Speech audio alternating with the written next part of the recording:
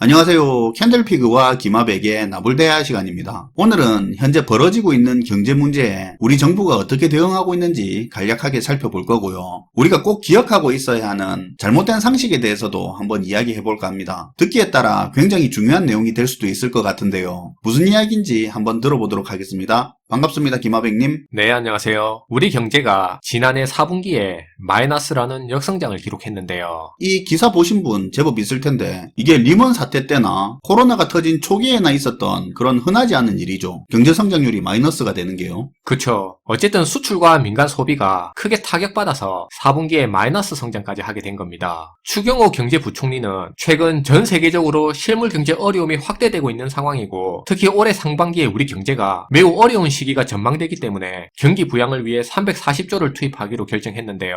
하반기로 갈수록 회복될 거라고는 하는데 그건 지켜봐야 되겠죠. 어쨌든 경기 부양의 판을 크게 키우는 거네요. 네, 상반기 경제 성장률이 0%대까지 나올 수 있다는 그런 의견에 힘이 크게 실릴 정도로 지금 정부 차원에서 상황을 심각하게 보고 있기 때문입니다. 그리고 금융위원회가 최근 주택담보대출을 못 갚아서 힘든 대출자들한테 채무조정 제도의 적용 대상을 확대시켜주고 그리고 빚 갈아타기인 대안대출도 쉽게 할 수 있게끔 DSR 적용도 이전의 기존 대출 시점 기준으로 그렇게 적용하기로 했다고 합니다. 참고로 DSR이 뭐냐면 우리가 대출 받을 때 보면 총부채 원리금 상환 비율이라고 해서 DSR 규제를 적용받게 되는데요. 이게 지금은 40%입니다. 쉽게 말하면 내가 1년 동안 버는 돈으로 대출 원금과 이자를 갚는데 연소득의 40%를 넘게 쓰지 말라는 건데요. 그러니까 예를 들어 1년에 3천만 원을 벌면 빚 갚는데 1200만 원 밑으로 쓰라는 말이고요. 그 이상을 쓰면 기본적으로 생활이 안 된다고 보는 겁니다. 근데 대안대출에는 이걸 적용하지 않겠다는 거고요. 대출 갈아타기 하려고 받는 대출에는 DSR 적용을 안 한다는 말이죠. 네네. 신규 대출에서는 40%로 DSR 규제를 하는 건 그대로인데 근데 기존에 있는 대출 갈아타기 하는 목적으로 받는 대출에는 이걸 적용 안 한다는 겁니다. 그러니까 DSR 규제 생기기 전에 혹은 규제가 약할 때 그때는 소득 대비 훨씬 많은 돈을 빌릴 수 있었는데 그런 사람들이 이제 금리 인상으로 지금 위태로운 사람들이 많으니까 지금의 DSR 규제를 적용하지 말고 대출 갈아탈 수 있게 해준다는 그거 아닙니까? 그쵸. 그리고 지금 우리 정부에서 나오는 금융정책을 보면 세계적인 흐름도 그렇고 기준금리는 계속 올라가고 있는 상황인데 시중금리는 인위적으로 계속 낮추는 정책을 펼쳐서 관치금융이라는 이야기도 많이 나오고 있습니다. 게다가 이전 영상에서도 다룬 것처럼 부동산 시장이 굉장히 냉각되면서 미분양이 속출하고 건설사 자금 경색이 심각해졌는데요. 이로 인해 과도하게 부동산 PF 대출을 늘렸던 제2금융권이 위기에 처하게 됐습니다. 이런 판국이다 보니까 이젠 정부에서 나서서 1금융권한테 지금 2금융권이 부실하니까 금융지원 해주라고까지 하고 있는 상황인데요. 2금융권한테 지원해주면 유동성 커버리지 비율, 예대율 규제도 완화해 줄 테니까 돈 좀 빌려주라는 겁니다. 은행의 건전성 때문에 필수적으로 가지고 있어야 할 현찰 비중이 정해져 있는데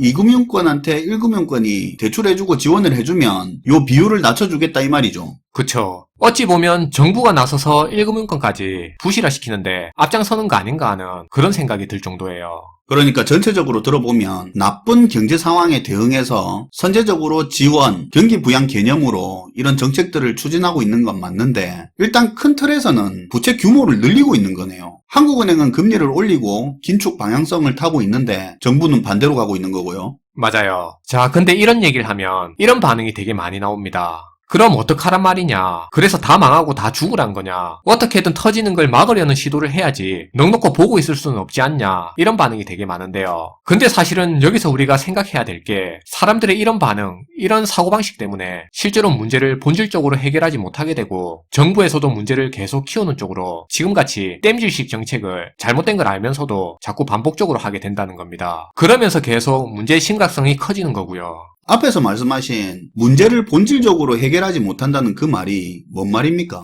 네, 이게 무슨 의미냐면 이자도 못 내는 좀비 기업 망하지 말라고 지원하고 돈 빌려주고 갚지도 못하는 돈 빌린 사람들한테 이자 깎아주고 추가 대출 해준다고 해서 부채 문제가 해결되는 게 아니라는 거죠. 당장 터지는 게 두려워서 시간을 번다고 상황을 더 심각하게 만들 뿐이라는 거예요. 그럼 터트리는 게 맞다는 겁니까? 네, 그게 맞는 겁니다. 벌써 시청자들 욕하는 소리가 귀에 아른거리는데요. 알고 있어요. 근데 듣기 불편하시더라도 우리가 살기 위해서는 그게 맞고 실제로도 그렇게 해야 한다는 거예요. 공감하기 어려운 거 알고 헛소리처럼 들리는 거 아는데 그럼에도 불구하고 우리가 꼭 알아야 되는 현실적인 이야기예요. 당장 우리가 지금 가지고 있는 고정관념부터 바꿔야 되는데요. 아까 앞에서 정부에서 경기 살리겠다고 340조를 투입하겠다고 하고 PF 대출로 박살날 것 같은 2금융권 살리라고 시중에 1금융권한테 지원해주라고 하고 있다고 했는데요. 이렇게 해서 부실한 기업들이 부채를 줄이고 건전한 기업으로 다시 회생할 수 있다면 지금처럼 지원을 늘려서 돈을 써도 된다고 봅니다. 그렇게만 된다면요. 누가 반대하겠습니까? 그쵸. 근데 지금 보면 그게 포인트가 아닌데요. 단순히 좀 더 버티라고 당장 돈이 모자란 기업과 사람들한테 돈을 더 빌려주는 거에 지나지 않죠. 사실은 이 기업과 개인들이 돈을 갚을 여력은 예전보다 더 줄어든 상태인데요. 그런데도 계속 돈을 더 빌려주고 있는 겁니다. 왜냐하면 이 부채 문제가 터지면 기업 연쇄도산에 당장 실업률 급증하게 될 거고 그럼 무너지는 금융기관 속출할 겁니다. 그 사태를 막자고 지금 하고 있는 대책이 이건데요. 근데 결국은 해결은 안 되고 나중에 시간이 지나면 지금까지 쓴 돈 어디 썼는지 기억도 못하고 1년 버티고 2년 버티는 용도로 허공에 다 날리는 것밖에 안 되겠죠. 그래서 사실 이럴 땐 방법이 하나입니다. 이래도 저래도 도저히 답 안 나와서 망할 기업, 개인들 있으면 빨리 망하게 해야 된다는 거예요. 그러면 금융위기 오는 거잖아요. 부채 문제 터지니까. 맞아요. 앞에서 말한 것처럼 그렇게 되면 당장 실업률 올라가고 특히 이금융권 같은 경우는 망하는 것도 생기고 다른 제조기업들도 많이 무너지게 되겠죠. 근데 이게 결국은 시기의 문제지 터질 일이라는 겁니다. 당장 일 터지는 거 미루자고 밑빠진 독에 계속 물 부을 수는 없는 거예요. 이런 허공에 날릴 돈을 아껴서 일이 터지고 사태를 수습해야 될 시기에 이때 굉장히 귀하고 현명하게 써야 한다는 겁니다. 골마서 터질 문제가 있으면 예상 가능한 수준 범위 내에서 문제를 빨리 터뜨려야 되는 거고요. 터뜨린다는 말이 지원이니 만기 연장이니 추가 대출 같은 거 안 해주고 원칙대로 기준대로 처리한다 이거죠. 그쵸. 시장 원리에 맡긴다는 거죠. 망할 기업, 부실 채권자 무너지지 말라고 지원하면서 부실 대출 규모만 계속 키우고 돈은 돈대로 날리는 이런 거 하면 안 된다는 겁니다. 그렇게 하다 결국 터지면 부실 규모는 규모대로 커져 있고 어느 정도 될지 예측도 못하고 그동안 이미 정부도 실탄을 너무 많이 써버렸기 때문에 나중에 정작 수습하려고 돈이 필요할 때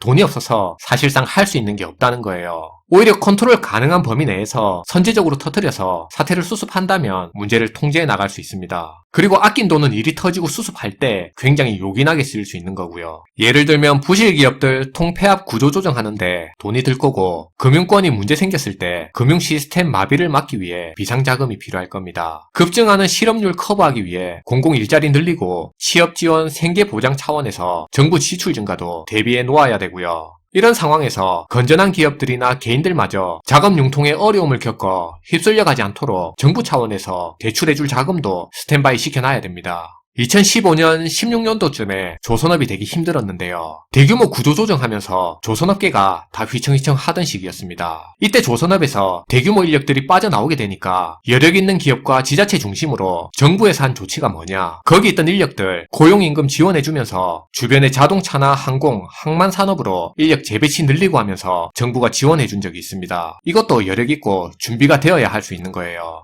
또 듣다 보니까 떠오르는 게 경제위기 생기면 안 그래도 박살난 출산율 완전히 바닥을 뚫을 텐데 그 대책도 있어야 되겠네요. 그쵸. 이런 거예요. 막 떠오르잖아요. 당장 부채 문제 터지는 거 맞고 시간 끌려고 지원하는데 수십 수백조 어디 있을지 생각하는 거하고 수습 가능할 때 선제적으로 문제를 터뜨리면 나중에 구조조정할 때 이 아껴둔 수십 수백조 얼마나 알차게 쓰일지 금방 보이잖아요. 어차피 돈을 쓸 거라면 이런 방식으로 돈을 쓰는 방법이 좋은 방안이 될 수 있다는 거예요. 그래서 돈을 이렇게 써야 한다는 겁니다. 미룬다고 해결될 문제면 100번이고 1000번이고 다들 찬성하겠죠. 그건 그렇네요. 지금 기업이고 개인이고 터질 부채 문제 막자고 예산 수십조씩 들어가면서 추가 대출해주고 지원을 하는데 근데 똑같은 수십조라도 문제가 터진 상황에서 그 돈이 얼마나 요긴하게 쓰일지 차이가 있네요. 그리고 그 경제위기는 사실 사회 구조조정의 의미를 가지고요. 그러니까요. 기업들 어렵다 하는데 좀비 기업들 태반이고요. 이미 감당할 수 없는 부채를 가진 개인들까지 사회가 품은 채 계속 지속될 수는 없습니다. 결국 언젠가는 털고 가야 할 숙제인 겁니다. 이렇게 귀한 돈을 시간 벌어보자고 허공에 날리지 말고 구조조정에 대비하는 비용으로 아껴뒀다 요긴하게 써야 한다는 거예요. 흔히 경제위기를 선제적으로 대응할 때 아프더라도 썩은 살을 도려내야 한다는 그런 예를 많이 드는데요. 뭐 안 좋은 얘기지만 예를 들어 지금 발이 썩었다고 할게요. 병원에 가서 진단받고 하니까 놔두면 계속 전이될 위험만 더 커진다고 합니다. 자르는 거 말고는 뾰족한 수가 없다고 한다 치자고요. 근데 당장 환자 입장에서는 자르기가 싫죠. 그렇죠. 그러니까 여기저기 돌아다니면서 온갖 약이란 약은 다 쓰고 병원 옮겨 다니고 그러고도 당장 아프니까 진통제 먹고 항생제 맞고 버틴다고 별짓 다 하면서 결국은 시간만 지나서 돈은 돈대로 다 쓰고 다리는 무릎 위로 자르게 되는 겁니다. 돈은 돈대로 쓰고 더 크게 도려내는 거네요. 그쵸. 그래서 우리가 여기서 말하고자 하는 포인트는 뭐냐? 어차피 발목 하나 포기해야 한다면 그 이후의 삶을 대비하는 게 더 맞지 않냐는 겁니다. 이 방법 저 방법 계속 찾아다니면서 의미 없는데 계속 돈 쓰고 상황을 악화시킬 게 아니라 의족 구입할 비용도 따로 빼놓고 그리고 수술 뒤에 치료나 재활비용, 직업훈련 받을 비용 등 이런 것들 다 감안해서 돈을 마련해 놔야 된다는 거고요. 수술 끝나고 다시 회복하는데 집중적으로 돈을 쓸 생각을 해야 된다는 그런 말입니다. 버티는 데 쓰는 돈은 결국 그냥 버티는 걸로 끝난다는 말이에요.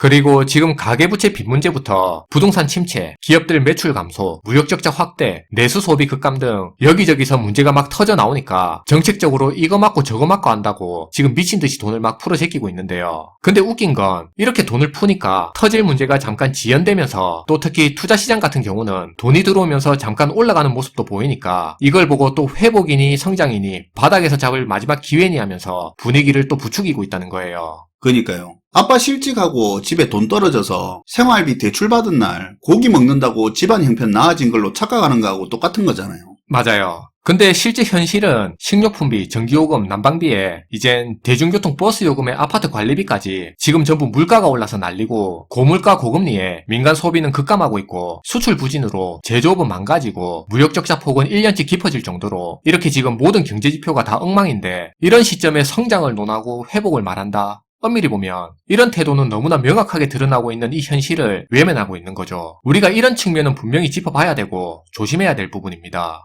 지금 가계부채도 문제지만 정부 부채도 빠르게 늘어나고 있는 상황인데 정부에서는 무너지는 부동산 시장도 막아야 되고 PF 대출로 쓰러지는 금융권도 막아줘야 되고 빚 못 갚는 사람들 원금 상환도 밀어주고 탕감시켜준다는 핑계로 지금 쓸데없이 쓰고 있는 돈이 너무 많다는 생각이고요. 이런 얘기를 다루면 현 정부를 깐다는 반응이 많은데 사실 이건 좌우의 문제가 아니고요. 이건 누가 정권을 가지든 세계 그 어느 정부도 다 마찬가지로 항상 반복했던 패턴이에요. 인간이라서 어쩔 수 없는 겁니다. 사실 많은 분들이 오늘 내용을 들으면 되게 이상적이다 이렇게 말할 수도 있습니다. 맞아요. 이상적인 얘기인데요. 그러니까 이게 경제위기에 대응하는 가장 이상적인 방법입니다. 하지만 그 어떤 정부도 그 어떤 국민도 이런 이상적인 방법을 원하지는 않습니다. 이상적인 방법보다 당장 지금 문제를 피하고 싶은 마음이 더 크니까요. 그래서 모든 경제 위기들이 해결할 수 있는 골든타임을 언제나 놓치게 되는 거고 감당 안 되는 수준에 이르고 나서야 제일 아픈 타이밍에 제일 크게 터지는 겁니다. 가장 큰 피해는 국민들이 입는 거고요. 이상적인 방법이니까 최고의 방법이 맞고 한편으론 이상적인 이야기니까 현실에서 힘든 거겠죠.